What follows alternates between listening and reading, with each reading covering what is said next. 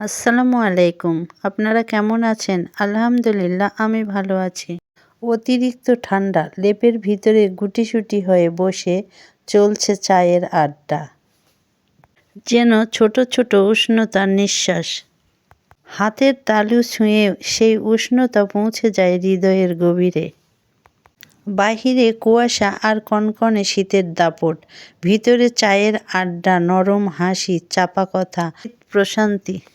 এই লেপের ভিতরেই লেখা চলছে শীতের উষ্ণ লিপি, যেখানে ধোঁয়া ওঠা চা আর আপন মানুষ মিলেমিশে ঠান্ডাকেও হার মানিয়ে দেয়।